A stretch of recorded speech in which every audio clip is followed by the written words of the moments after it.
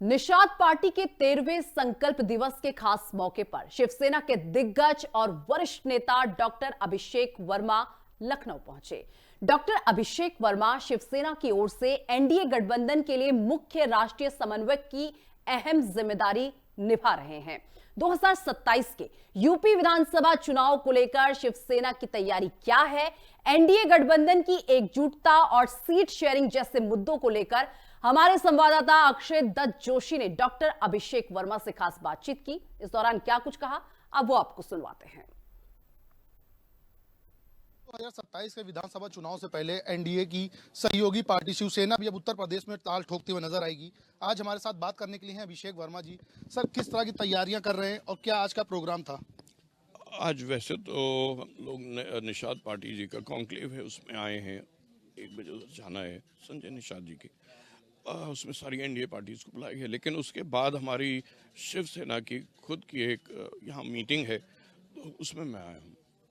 Sir, इससे पहले भी शिवसेना उत्तर प्रदेश में चुनाव लड़ती रही है, तो उस रिजल्ट को अगर देखें और अब रिजल्ट को देखें, क्योंकि आप बता रहे हैं कि बीजेपी बड़ा भाई है, बीजेपी को बड़ा भाई मानकर आप यूपी में चुनाव लड़ेंगे, तो कितना फर्क दिखेगा इस बार? इस बार ही चुनाव तो बीजेपी के साथ ही हम अलायंस में लड़ेंगे। इससे पहले जब शिवसेना का विभाजन नहीं हुआ था, तो उस समय भी हमारे एक विधायक यहाँ रह चुके हैं उत्तर प्रदेश में, पुरानी शिवसेना के टाइम पे, बाला साहब की जब ओरिजिनल शिवसेना थी। और इस बारी भी हमारी तैयारी पूरी है। हमने एक एक ब्लॉक लेवल पे, डिस्ट्रिक्ट लेवल पे और हर जगह हमने अपने कार्यकर्ता चुने हैं। हमारे स्टेट प्रेसिडेंट अभय द्विवेदी हैं, ये इन्होंने भी बहुत अच्छी तरीके से तैयारी करा रखी है। रुचि तिवारी हैं, बाकी सब लोग हैं यहाँ पर। तो हमारे कार्यकर्ता तैयार है, हमारी ऑर्गेनाइजेशन तैयार है और हमारे लीडरशिप तैयार है। सर, एक बहुत महत्वपूर्ण सवाल उठता है कि जब भी महाराष्ट्र की बात आती है तो उत्तर भारतीयों में एक थोड़ा सा डर का माहौल हो जाता है कि वहां पे उत्तर भारतीयों को पीटा जाता है मराठी ना बोलने को लेकर के और हिंदी क्यों बोलने को लेकर के। तो कैसे आप विश्वास जीतेंगे उत्तर प्रदेश में आकर के? सबसे पहली बात यह है कि महाराष्ट्र में कम से कम 50 से 60 लाख, हो सकता है 1 करोड़ भी हों पूरे महाराष्ट्र में। पूर्वांचली हैं, बिहार से हैं और पश्चिमी उत्तर प्रदेश से वहाँ पर लोग सेटल्ड हैं।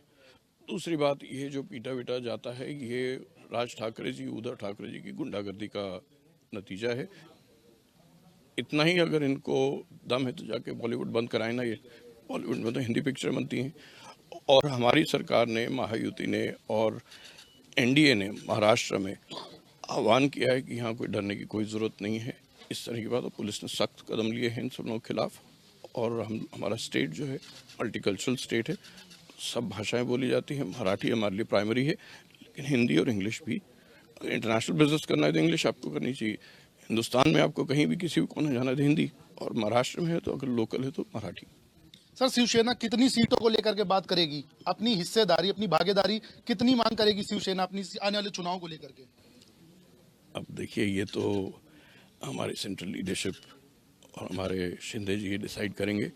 लेकिन मैं इतना ही कह सकता हूं कि हम अपने जितने एमपीज हैं पार्लियामेंट में, हमारे शिवसेना के 7 लोकसभा में और 7 लोकसभा और 1 राज्यसभा में, उसके प्रोपोर्शन में हम यहाँ पर सीटें अपेक्षा रखते हैं।